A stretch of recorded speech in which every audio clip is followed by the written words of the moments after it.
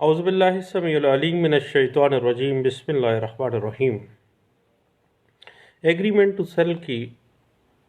مختلف legal prepositions کے حوالے سے کچھ باتیں ہو رہی تھیں، تو یاد رکھیے گا کہ بائر جو ہے جب ایگریمنٹ ٹو سیل کر لیتا ہے، سیلر فوت ہو جاتا ہے اس کے بعد، تو چونکہ وہ جو ایموبل پراپرٹی ہے وہ آگے شرعی وارثان کو انہیرنٹ ہو جاتی ہے، تو شرعی وارثان کے خلاف بھی جو ہے وہ ایگریمنٹ ٹو سیل کو جو ہے وہ اسپیسیفک پرفارم کروا سکتا ہے۔ اس حوالے سے 2002 MLD پیج 418 جو ہے وہ اس بات پہ روشنی ڈالتا ہے، لیکن ایک بات ذہن میں رکھیے گا کہ آپ کو پتہ ہے کہ مائنر کے ساتھ کسی قسم کا کوئی کانٹریکٹ جو ہے وہ وائٹیبل ہے، ویسے ہی اس کا کوئی معاملہ نہیں بنتا ہے۔ تو جب بھی آپ نے نابالغ سے معاہدہ ایگریمنٹ ٹو سیل جو ہے وہ غیر قانونی کے زمرے میں آئے گا، اور اس حوالے سے 2018 YLR پیج 2691 جو ہے وہ ہمیں انٹرپریٹیشن دے دیتی ہے۔ اور یاد رکھیے گا کہ جب بھی ایگریمنٹ ٹو سیل کی اسپیسیفک پرفارمنس آپ کروانے آتے ہیں تو بقیہ زر ثمن آپ نے عدالت میں جمع کروانا ہوتا ہے، کیونکہ جو بقیہ زر ثمن عدالت میں جمع کروانے سے جو بونافائڈ آسپیکٹ آف بائر ہے وہ ایکسپوز ہو جاتا ہے، نیک نیتی ظاہر ہو جاتی ہے، اور آپ کو پتہ ہے کہ وہ جو ایگریمنٹ ٹو سیل کے اوپر زر ثمن آپ عدالت کے حکم سے نہ صرف قومی بینک میں بلکہ قومی سیونگ سینٹر میں بھی جمع کروا سکتے ہیں، اور جو سیونگ سینٹر کا سے مننے والا جو زر ثمن جو جمع کروایا ہے آپ نے دوران دعویٰ، تو اس میں جو منافع ہوگا وہ ہمیشہ سے سیلر کے زمرے میں جائے گا، سیلر اس کا حقدار ہوگا۔ اس حوالے سے 2007 YLR پیج 2479 اور 2019 YLR پیج 223 جو ہے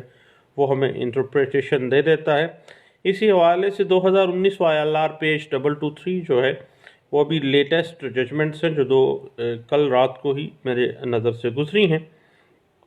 تو یاد رکھیے گا کہ کبھی بھی جو ایگریمنٹ ٹو سیل ہے اس کی جو اسپیسیفک پرفارمنس ہے، آپ کو پتہ ہے کہ وہ عدالت کی اپنی ثوابدید کے اوپر ہے، اس کو بطور رائٹ آپ نہیں لے سکتے ہیں اور آپ نے ثابت کرنا ہے، کیونکہ جب یہ ثابت ہو جاتا ہے زر ثمن آپ عدالت میں جمع کروا دیتے ہیں، اور بعد جو سیلر ہے قیمت جائیداد بڑھ جانے اور کرنسی کم ہونے کی صورت میں کچھ کمپنسیشن دینا بھی یہ بھی ڈسکریشن آف کورٹ ہے، وہ کورٹ دے سکتی ہے۔ اس حوالے سے NLR 1999 اپیل کیسز پیج 88 جو ہے وہ ہمیں کچھ انٹرپریٹیشن دے دیتا ہے۔ اور یاد رکھیے گا کہ سٹیمپ پیپر جو ہے جب کبھی ایگریمنٹ ٹو سیل آپ کے بہاف آپ کی پارٹی کی فیور میں ڈگری ہو جاتا ہے، تو سٹیمپ پیپر جو ہے جو مارکیٹ ویلیو ہوگی 27A سٹیمپ ایکٹ کے مطابق وہ جو ہے اس کے اوپر لگے گا، اور اس کی ایگزیکیوشن پہ جو بھی جب آپ معاہدہ بیع کو ایگزیکیوٹ کروانا ہے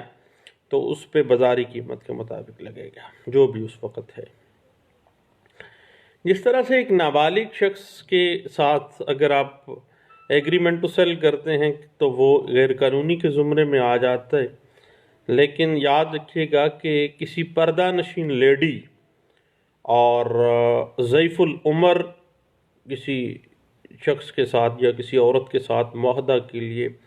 یہ ضروری ہے کہ جب بھی آپ ایگریمنٹ ٹو سیل کریں اس کا نیکسٹ ٹو کن کی موجودگی میں کریں، اور اس ایگریمنٹ ٹو سیل کی تمام پروز اینڈ کانس اور تمام کنڈیشن سے اس کو آگاہ کریں، اور کوئی نہ کوئی اس کا بینیفیشری جو ہے وہاں پہ موجود ہونا چاہیے، ادروائز کل کو وائڈیبلٹی میں ڈالا جائے گا، اور وائڈیبل کانٹریکٹ اگر ہوگا تو آپ نقصان اٹھا لیں گے۔ اس حوالے سے 1999 کی لینڈ مارک ججمنٹ ہے جس میں اس بات کو ڈسکس کیا گیا تھا PLJ 1999 Karachi high court page 839 और PLD 2012 Lahore high court page 125, 2008 SCMR page 1201 में इस बात को इंटरप्रेट किया गया,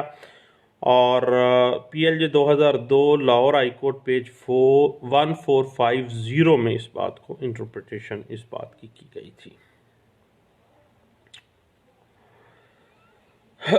उसके बाद ये जहन में रखिएगा कि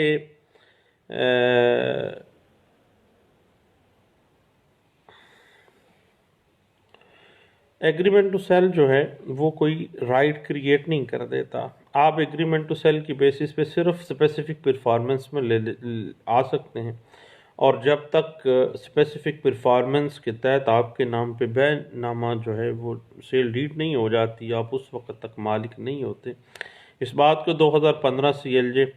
पेज 560 और 2019 YLR पेज है 223 के अंदर इस बात को इंटरप्रिटेशन की गई थी। उसके बाद आपको पता है कि डिवैल्यूएशन और इन्फ्लेशन रेट बहुत ज़्यादा है, पैसा डिवैल्यू हो रहा है, और कभी भी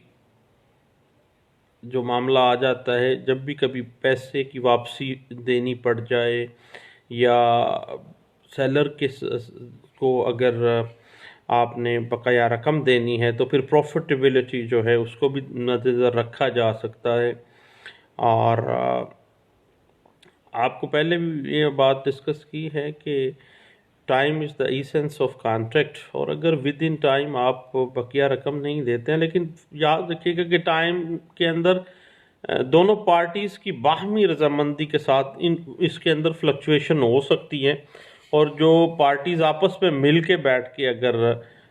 कोई ऐसा मामला कर लेते हैं और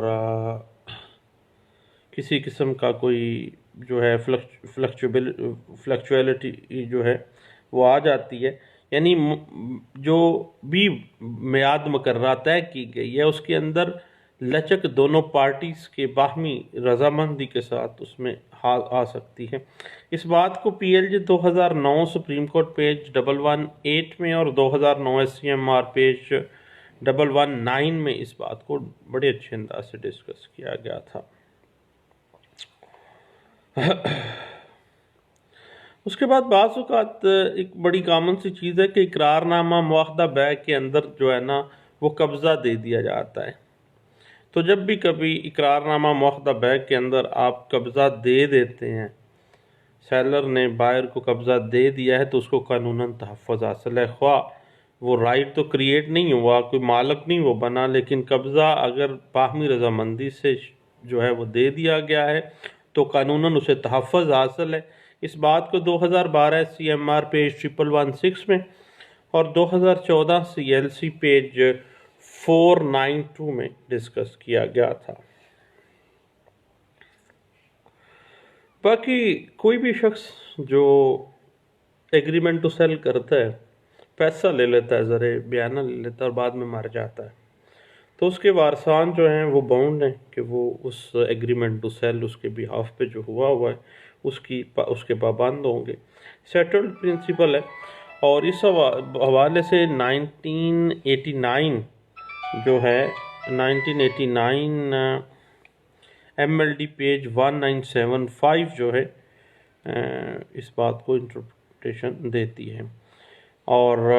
उसके बाद जहन में रखिएगा कि जायदाद की ख़रीद व फ़रोख्त के हवाले से जो एग्रीमेंट टू सेल जब भी आप करते हैं टाइम फ्रेम रख लेते हैं,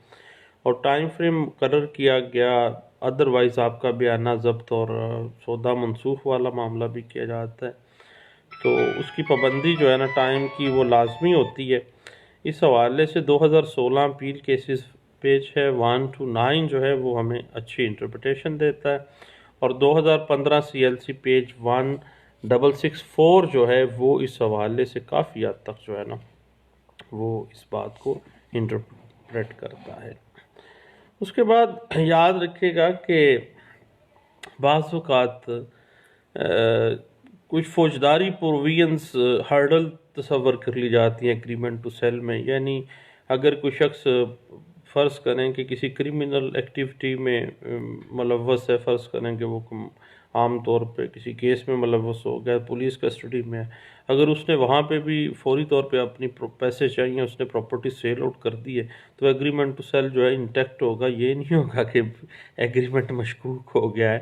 اس حوالے سے 2002 CLC پیج 942 جو ہے وہ واضح کر دیتا ہے، اور یہ وضاحت آ جاتی ہے کہ بھئی خواہ جو گواہان ہیں، حاشیہ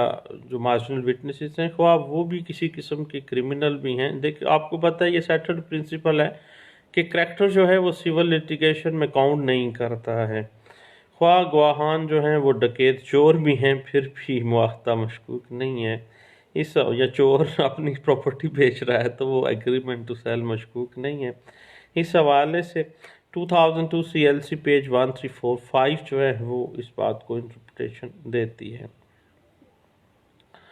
اس کے بعد ایک بڑی اہم چیز ہے کہ ٹائٹل کے اندر بعض اوقات کوئی نقص آ جاتا ہے اور ایگریمنٹ ٹو سیل اسی پراپرٹی کا ہوتا ہے۔ اگر آپ اس کی جب اسپیسیفک پرفارمنس لینے جاتے ہیں تو آپ آلٹرنیٹ ریمیڈی کے طور پہ اس کی کوئی اور پراپرٹی یا اپنا پیسہ جو ہے بما ایکسٹرا پروفٹ آپ ان سے مطالبہ کر سکتے ہیں، اور وہ جائز مطالبہ ہے، اور عدلیہ ہمیشہ سے اس کو مانتی رہی ہے۔ یہ 2001 کا ایک لینڈ مارک اسسمنٹ ہے جو 2019 تک بھی ابھی ریوزٹ کی جاتی رہی ہے۔ البتہ آپ 2001 CLC پیج 1431D جو ہے نا، اس حوالے سے ہمیں کافی حد تک گائیڈ لائنس فراہم کرتی ہے۔ اس کے بعد ذہن میں رکھیے گا کہ بعض اوقات ہمارے ہاں یہ معاملہ آ جاتا ہے کہ ایک پارٹی کو بیچا، پھر دوسری کو، پھر تیسری کو۔ دیکھیں جب ایگریمنٹ ٹو سیل ایک موبل پراپرٹی کی بابت آپ نے کر لیا، یو آر سم تھنگ، کچھ باؤنڈ تو ہو گیا، دونوں پارٹیز نے کچھ شرائط طے کر لیں اور وہ دونوں باؤنڈ ہو گئے ہیں۔ اب ایک پارٹی کو جب فروخت کر دیا، ایگریمنٹ ٹو سیل سائن کر دیے، تو پھر بھائی وہ جائز قانونی طور پر آپ کسی کو فروخت نہیں کر سکتے ہیں۔ اگر آپ کرتے ہیں تو آپ ظلم کر رہے ہیں، زیادتی کر رہے ہیں،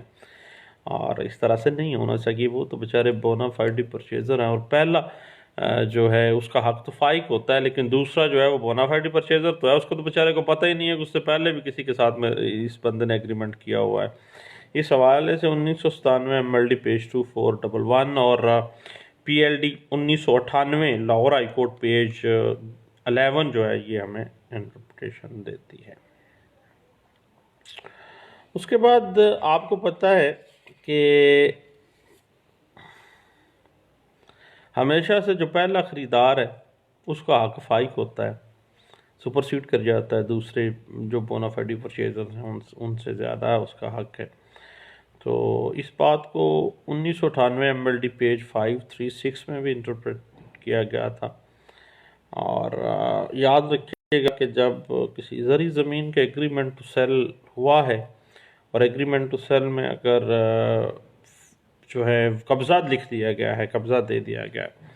اور اس کے بعد سارا معاملہ طے پا گئے، باقی صرف کنڈیشنز کے مطابق پارٹ پرفارم ہونے ہیں دونوں پارٹیز کے۔ میں نے پہلے بھی کہا کہ سیکشن 53A جو ٹرانسفر آف پراپرٹی ایکٹ 1882 ہے نا، پارٹ پرفارم کو ڈیل کرتی ہے، اس کے حوالے سے ہم کسی دن انشاءاللہ خوب لمبی چوڑی گپ شپ لگائیں گے، کوئی گھنٹہ 2 گھنٹے کا میرے پاس نوٹس پڑے ہیں، اس کے کام میں نے ایک کیس میں اس پہ کیا تھا۔ اس حوالے سے اگر آپ دیکھنا چاہیں تو 1998 CLC پیج 724 ہمیں انٹرپریٹیشن دیتی ہے، حتیٰ کہ قبضے کی چونکہ لکھ کے دیا گیا تھا، اس وجہ سے کھڑی فصلوں کے اوپر بھی انجیکشن آرڈر جو ہے وہ جاری کیا گیا تھا، اور وہ ہائی کورٹ نے کہا کہ واقعی ٹھیک جو ہے وہ کیا گیا ہے۔ اس کے بعد جب کبھی بھی یاد رکھیے گا، بعض اوقات ایک بڑی اہم پریپوزیشن ہے، آج بھی میں ایک آفس بیٹھا تو اس کے پاس، تو وہاں پہ یہ آ گیا تھا کہ مالک اور کرایہ دار کے درمیان ایجیکٹمنٹ پٹیشن چل رہی تھی، اس میں جواب جب لیو ٹو ڈیفینڈ آئی تو اس میں اس نے کہا کہ بھئی میرا تو اس کے ساتھ ایگریمنٹ ٹو سیل ہوا ہے۔ اب ایگریمنٹ ٹو سیل جب ہوا ہے نا، تو اس ایگریمنٹ ٹو سیل کو وہ پرفارم علیحدہ سے کروائے گا، وہ ایجیکٹمنٹ پٹیشن میں وہ پرفارم نہیں لے سکتا ہے۔ تو جب کبھی بھی مالک اور کرایہ دار کے درمیان اس طرح کا معاملہ آ جائے کہ وہ کہے کہ جی میرا ایگریمنٹ ہوا ہوا ہے کرایہ دار یہ سٹینس لے لے، تو بھئی پہلے وہ ایجیکٹمنٹ کرے نا، تو اس کے بعد پھر وہ دعویٰ طویل مختص جو ہے نا وہ دائر کرے، اس سے اسپیسیفک پرفارمنس اس اسپیسیفک کانٹریکٹ کی کروائے۔ دونوں کیسز کو کبھی بھی کنسولیڈیٹ نہیں کیا جا سکتا، کوئی ایسا پر وہ اسپیشل لا کے تحت ہے، یہ اور معاملہ ہے۔ اس حوالے سے 1996 MLD پیج 265 جو ہے یہ ایک سٹل پرنسپل کو انٹرپریٹ کرتا ہے، جو بعد میں بھی ریوزٹ کیا گیا ہے۔ اور بعض اوقات ہم لوگ پتہ کیا کرتے ہیں، پراپرٹی ہے 1 کروڑ روپے کی، ہم اس کو ڈی ویلیو کے مطابق جو ہے نا بہت تھوڑی قیمت، مثلاً 1 کروڑ روپے کی پراپرٹی ہے، ہم اقرار نامہ لکھوا لیتے ہیں جی 20 لاکھ روپے کا۔ تو بھائی ذہن رکھیے گا کہ مارکیٹ ویلیو سے کم قیمت میں بھی جو ایگریمنٹ ٹو سیل آپ نے کروایا ہے نا، چونکہ ایگریمنٹ ٹو سیل ایک دونوں پارٹیز کی میوچل کنسینٹ سے ہوا ہے، وہ قطعی صورت غیر قانونی نہیں ہے یا کوئی خطرے والی بات نہیں ہے، نہ جس طرح سے مارکیٹ ویلیو کے مطابق ہوتا ہے اس طرح مارکیٹ ویلیو سے کم بھی ہے تو اسی طرح سے ہی ہوگا، کوئی ایسا معاملہ نہیں ہے۔ اسی کی بنا کے اوپر بھی اسی طرح سے ہی specific performance of that specific agreement to sell جو ہے وہ پرفارم کروایا جا سکتا ہے۔ اور اس بات کو 1993 CLC پیج 2316 میں بھی انٹرپریٹ کیا گیا تھا۔ ہاں بھائی دوستو، ایگریمنٹ ٹو سیل کے ڈیفرنٹ آسپیکٹس کے حوالے سے ہم گپ شپ لگاتے رہیں، اب انشاءاللہ مزید اس پہ کچھ گپ لگائیں گے اور اس کو specific performance of agreement to sale کے جو ٹیکنیکلٹیز ہمیں فیس کرنی پڑتی ہے نا کورٹس کے اندر، اس پہ کچھ بات کریں گے انشاءاللہ۔ دعاؤں میں مجھے یاد رکھیے گا، جی وقفہ بھی ختم ہوا، کچھ ٹائم گزر گیا ہے، انشاءاللہ دوبارہ ملتے ہیں کچھ دیر کے بعد انشاءاللہ۔ تھینک یو، اللہ حافظ۔